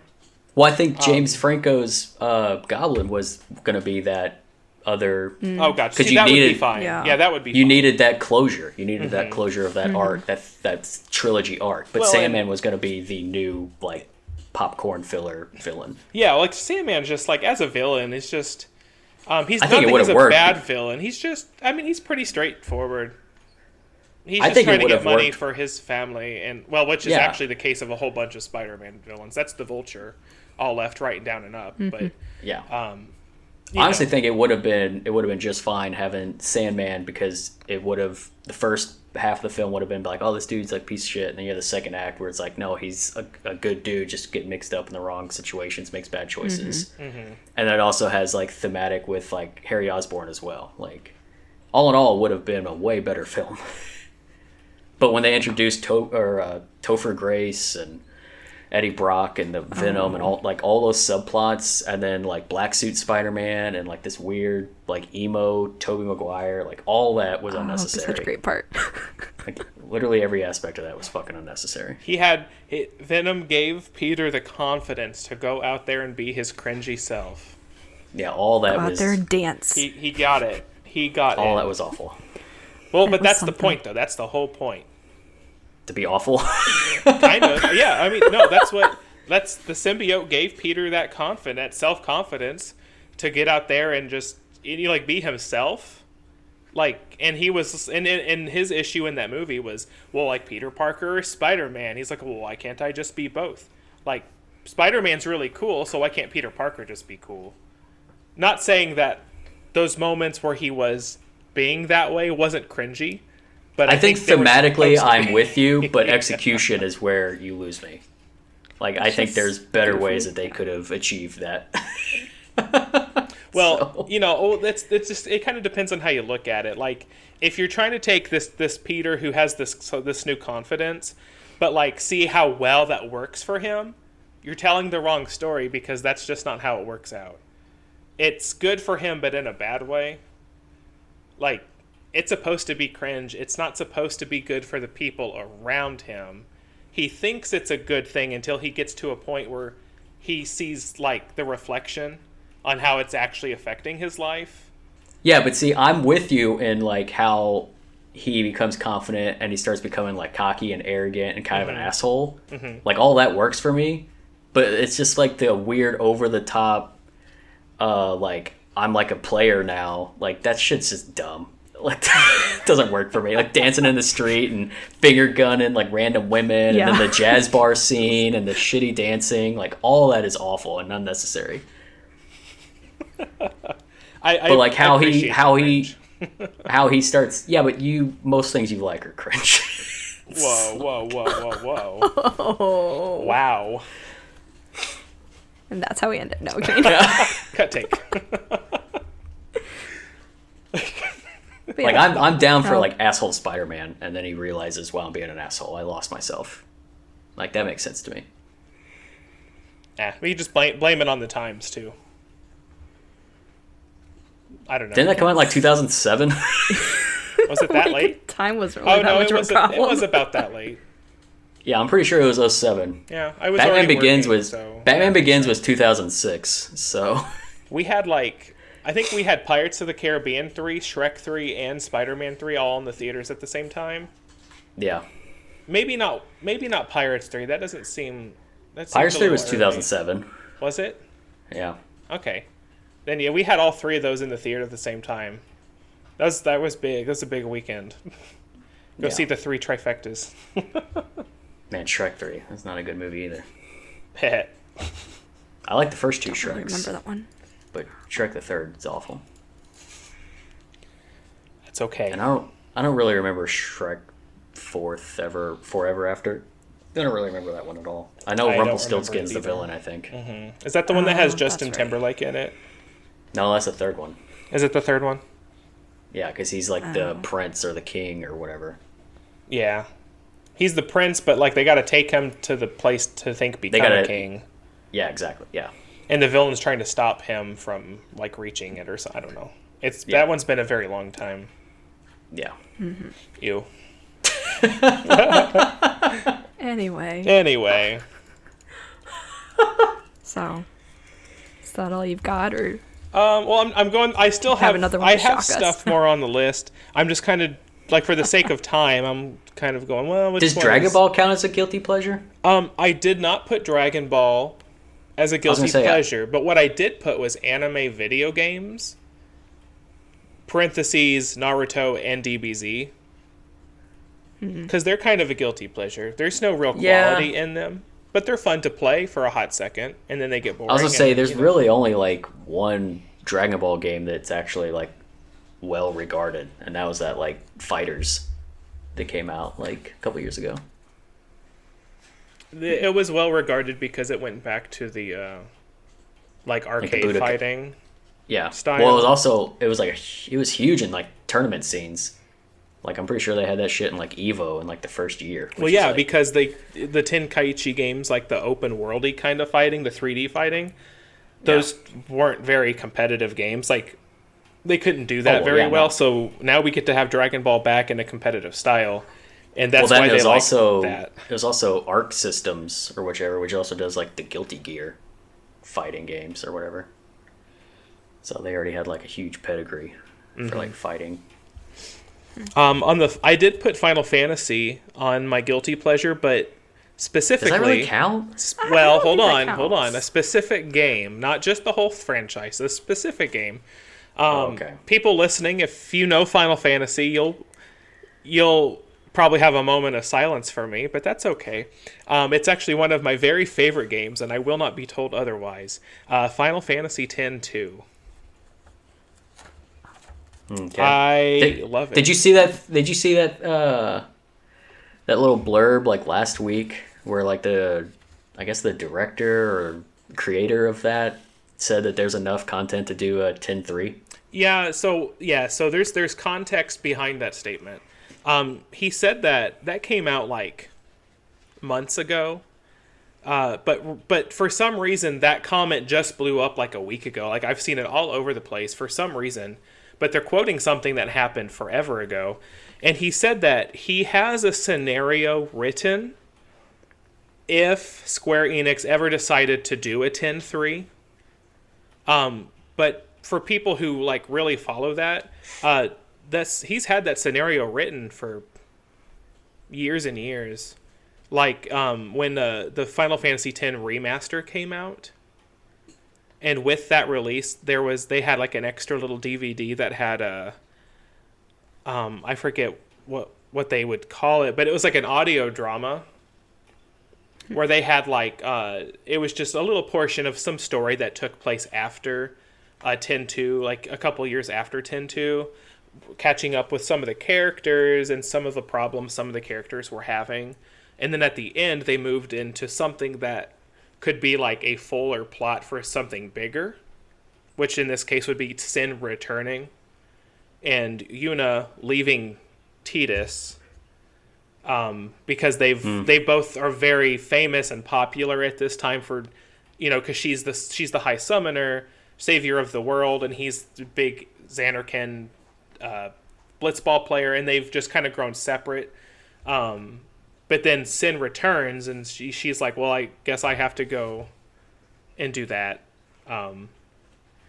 So I'm assuming 10-2 was not well received. Oh, no. Well, yes and no. Yes and no. So 10-2 was a girl's story. Like, it was, the main party was it was 3 girls. It was Yuna, Riku, who are in the original game, and then Pain, who's an original character to that game, where they're going along and they're following their own story that takes place, I think it's like a year after the events of 10.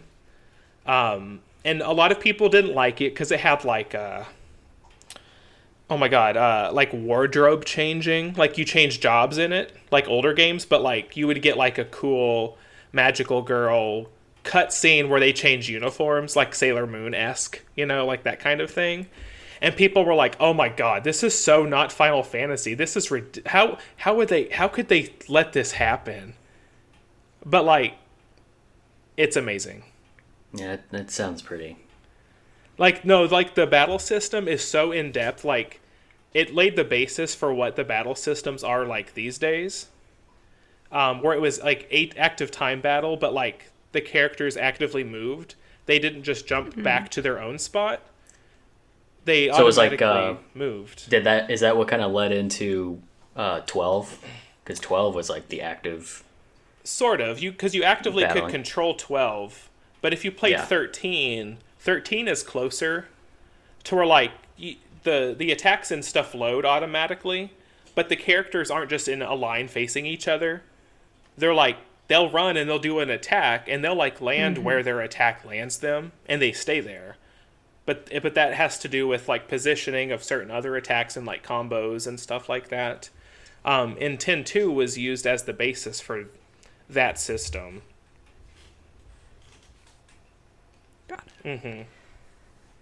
But so there's. I thought you were going to say 13. Oh, 13. I mean, you could consider 13, I guess, to be a guilty pleasure, but I wouldn't. I definitely dropped off 13 pretty hard. Yeah, because some people didn't like it. That's the one I played most of. Some people didn't like it at all, but I think it was fine. I think from what I understand about the story, like, it seemed like it was going in interesting directions, but I could not. The gameplay was so fucking boring. It was so linear and tedious. I was like, I just can't do this. Yeah, the issue with I couldn't push myself through it. The issue with 13 is that, like, with the gameplay, was that there just wasn't enough to do in that process of running through your hallway, as they would put it. Yeah, like, it was essentially just running down a corridor and just 10 is the same battles. exact thing. In 10, you just you follow a map, you just go down. Now, you do get, like, times when you can run over here or play a mini game or have something else to worry about other than the next fight. And I think that's what really hurt 13 the most. Yeah. I think it's also like that system is less forgiving now in a modern era where there are so many things to compare it to, whereas like 10 and games before it, like that kind of like turn-based linear corridor kind of stuff was more like the norm. For sure, yeah. And then, of course, the pendulum swings in the complete opposite direction, and then you have 15. Yeah. Which are like, we have to do completely open world. Yeah. And, of course, there are people who don't like that either. So, you get to the last, like, maybe fourth of the game, and then you go back into that, like, hallway feeling. I was going to say, isn't there a whole, like, part of 15 that's, like, inside basically like a castle? Yeah, you're in a fortress. Yeah. And that, you get and it gets a little hallway-y in that point, but that's just because, like, of what's happening. And aren't you by yourself, too? That makes it even worse. You are. Yeah. You, like, that's what I remember. You don't have like, the main... I remember the main complaint was, like, you lose your compadres and, like, and then you're just, like, kind of stuck doing, like, a corridor thing, and it's just like, this is... you have to look at the game completely different, because you don't have weapons anymore, you only have magic. Yeah. And, like, Noctis gets the crap beat out of him in, like, bigger fights. So you have to be really careful of what you're doing. But that's like the segment of Kingdom Hearts when you first get to Hollow Bastion, where Sora loses his Keyblade, and you have to like make Beast do everything. All right, who could forget? Yeah, Ethan, who could? But yeah, like, but for one day for Final Fantasy X too, like, that's one of those things that you can get certain fans real huffy and puffy about that. But I loved it, so I don't. I feel like that whole series has that ability to do so. Oh, for sure, yeah. You could say, "Oh, this one's my favorite." Well, you didn't say this one, and therefore, these 20 people over here are immediately upset because that obviously means you hate their favorite one. Yeah, yeah. Obviously. And then there's the casual people who are like, "Well, I don't really care for 7 so much." Well, you might as well just bury yourself right there. But that's more like casual Final Fantasy fans, though. I think, like, is 7 I'm great? definitely but is it the best? Is it all Final Fantasy has to offer? No, get out of here. I would definitely consider myself a casual Final Fantasy because I haven't played all of them. I've only played a select few. I have not played 7. I want to play the like Final Fantasy 7 like remake because I can't go back and play the old ones. I just can't. It doesn't work for me anymore. It's hard sometimes to do that. Yeah. But out of the ones that I've like played enough of or have finished, like 12 has always been my favorite. Which is like funny because in like hardcore Final Fantasy groups, that's like most people's least favorite. Yeah, it's just it kind of depends. Some people don't like 12 for the battle system. Yeah, see, that's why I immediately liked it because it was right after 10, which was strictly like turn-based, kind of slow, and then you get to 12, which is more active. Yeah, well, and that's why people don't like it because there's the Final Fantasy JRPG purists who are like, if it's not turn-based, then we don't want it.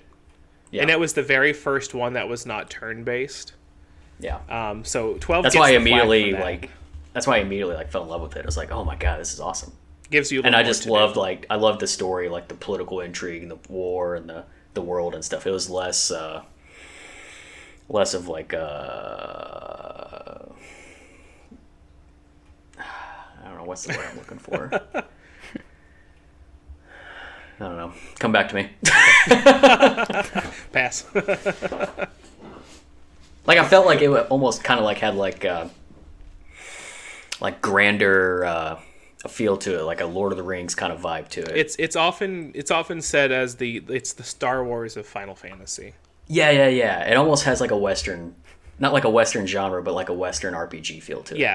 Yeah. Where it's not so much about the characters and how they get on in this world. It's about the world. Yeah. And how the characters deal with that. Yeah. You know, it puts the place and the historical events before it puts the characters. Yeah.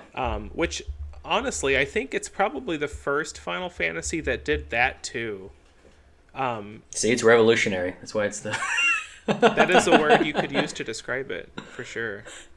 It's also, it's like, the black sheep. It's the rogue. You know, and a lot of people, you know, like, for me, I don't dislike the game. I just haven't finished it yet. It definitely, now that I think about it, when you said Star Wars, it definitely has like a Star Wars because like it really does. Yeah, Vaughn is definitely a Luke Skywalker, and then oh god, what's the? Well, I wouldn't say that. Poor Vaughn. He's so irrelevant to his own stories, his own game story. Well, I meant just kind of like in like how he's kind of just like young and naive and kind of he's learning as you yeah he's kind of thrust into a bigger world and a bigger conflict. For sure. And then you have Fran and Balthier, which are definitely Han Solo. Oh, for sure. Chewbacca. That's the sexiest Wookiee I've ever seen. Those are Wookiee females. They look like bunnies. The Vieira. Oh, yes. Bunny girls. Chelsea, yeah, see... All right. when we decided to do guilty pleasures, I could not think of a single guilty pleasure video game at all. See, 10-2 was the only one that really came to mind. I did put Pokemon on it, but more as a reflection, is like not as a genre or like a franchise, but more as like how the games are currently. Like they're not what they could be right now. Good. Basically. Yeah. Basically, they kind of keep dropping off the quality, like they're trying to be sneaky about it. They're not trying to put as much work into. I feel like they're being game. lazy about it. Well, yes, yeah, but they're trying to do it quietly, you know, like people won't notice. Yeah, but they always do. So yeah, so it's for me, like I like Pokemon and I want them to do better, but like, come on, man. Get it together. Yeah, I agree. I kind of lost my interest in that franchise a while back because I kind of got tired of just the same iterations without any noticeable improvements. Mm-hmm. Mm-hmm. I was just like, and the Pokemon, like, with each new generation, I'm just like, Jesus, you guys are just throwing spaghetti at a wall. Like, this is just nonsense. Throwing spaghetti at a wall. Like, the first, like... That's pretty accurate. Right? Like, there probably is just a bowl of spaghetti fucking Pokemon at this point. Like, there's like tea kettles and shit, and it's just like, like I don't know. I feel like they're just, I don't know. Everything's a Pokemon. I don't know what the answer is for that series or that franchise anymore. Yeah. Time. If they were given more time, like they treat it too much like Call of Duty does. You know, we're like, oh, we have to release that new thing every year. You know, but do they Pokemon release a new? Yeah, there's a new Pokemon game every year. Well, I mean, like a new, like actual, like generate, like a. There's not a new generation every year. Yeah, like the last one was Pokemon Sword and Shield. Like that's what I mean. Yeah, like there's not a new one of those every year. No, now, and this one was a little different because we had Sword and Shield. And usually after you get, like, a base generation game like those two, you would get a third one, which is, like, the previous, like, the two games, but, like, better. Like, we're going to perfect those systems that we added in. We're going to make the story better and longer. We're going to do all these cool things. But we didn't get that. Instead, this time we got DLC that added on to the base game, which was new for Pokemon. It was fine. It's cool. But this year we get the Diamond and Pearl remakes, so... Right. We'll see. I mean, I know that there's new like Pokemon like games within the Pokemon umbrella, but I meant like just like a mainline series. A mainline. Like they definitely don't do that annually. Mm-hmm. Well, like, they definitely have enough time to make that a better game. Usually the same teams work on every Pokemon game, so like the team does have to get a game out every year. But this time they gave the Diamond and Pearl remakes to somebody else, which maybe they should be doing that for all of the like sub products and just have Game Freak focus on mainline. Well, if this goes well, maybe that's what they intend to do. But like we've only gotten one like minute. Because even Call of Duty, even Call of Duty, it was smart enough to do that. Where they have a studio, it's a 3-year cycle for each studio. So so they get like 3 years to work on this game. And then the next one will come out the next year, and the next one will come out the next year, so on and so forth. Yeah, I mean, hell, Ubisoft's been doing that with Assassin's Creed, too. Like, there's different studio teams that make them, and they get 3 years. So, like, you'll get a new Call of Duty every year, but it's a different studio's game. Activision has had 3 studios working on it. It was, like, Sledgehammer, Infinity Ward, and Treyarch. Oh, gotcha. And each year was a new one, so... Like, they weren't annualized. They were just each team at a 3-year cycle. Mm-hmm. The IP is annualized, but not the dev team's, like, efforts. So, same with, like, when Assassin's Creed was still annualized. It was a different studio every year releasing their game. I'm sure that Game Freak splits itself into divisions of some sort, but they don't publicize. It'd be dumb if they weren't. Yeah, they're very dumb if they're not. Game Freak as a studio is pretty like they don't talk about themselves a lot. When Game Freak's releasing something, it's Game Freak releasing that thing. I mean, most Japanese studios don't talk about really anything. Well, I mean, Square Enix does. Right, but I feel like that's because they have like global partnerships with Western studios. Like they own other subsidiaries that are doing work for them, so they almost have to be more open. But shit like From Software that does like Dark Souls and Bloodborne, you never hear anything from them until their game is like out. Yeah. It's kind of no like idea. Bethesda. Kinda. Yeah. Yeah. Like a lot of like well-regarded Japanese studios are basically like hush hush until something happens. And you have no idea like how the intricacies of how any of that stuff is operated. Like Nintendo is infamous for being like closed door on all operations in terms of like development. So that's true. Wow, what is happening? What is happening? We ran away again. We ran away. Yeah, very far away. Okay. Well, hey, there's our guilty pleasures, I guess. Yeah, just to recap, mine were 90 Day Fiance, Buffy the Vampire Slayer, and Teenage Mutant Ninja Turtles 3. So. And then, I guess, I'll recap mine. Pretty Little Liars, Cloud Atlas, and The Descendants. And I have myself. Yeah, you're... Had a million. I am my own personal guilty pleasure. I love me, and I love everything that, I like. So I'm pretty... proud of that. So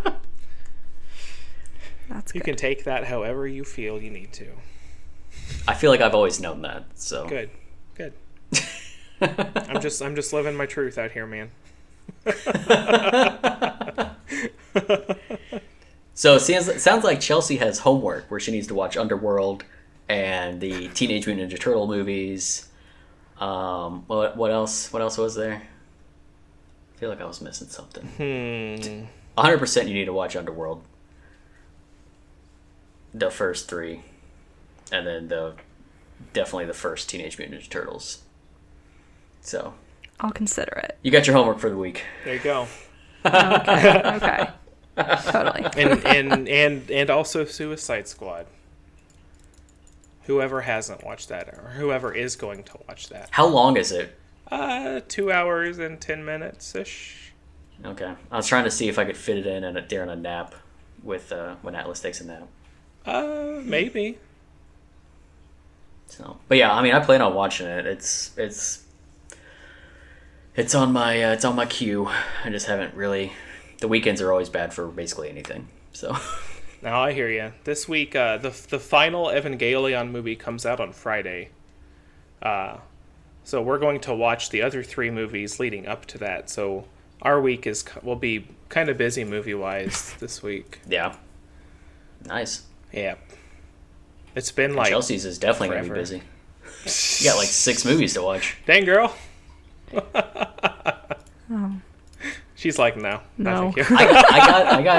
I got a lot of the Underworld films on Vudu, so there you go. No excuse. Okay. There we go. Maybe I'll consider it. You just watched half of the first. It's a strong female character too. I mean, come on, it's oh my gosh, right in your wheelhouse. In like so many ways too. Okay. Oh yeah, she's badass. You don't mess with Selena. Okay. All right. Well, anybody have anything else to add for guilty pleasures? So much, but I feel like we need to save it for at least 7 more episodes. Until next time. Yeah. All right. Well, so many rabbit holes lend themselves to so many topics. Yeah, we got to be careful next time on going off on too many tangents. Yeah. Myself included. Whoops. We need a tangent counter, and when we reach a certain number, it just stops the recording. Ding. It's like a doomsday device. Oh my god. I think we might fail our first few. Yeah, I feel like this counts as another one. Probably. All right, well, here we go. All right, so thanks for listening. Be sure to like and subscribe wherever you listen to this podcast so you don't miss out on the next episode. And we'd appreciate it if you would take a minute to write us a review. Leave us 5 stars and tell us your favorite game, film, or TV show in the review, and maybe we'll talk about it in a future episode. If you have any questions, feel free to email us at demasteredpodcast@gmail.com.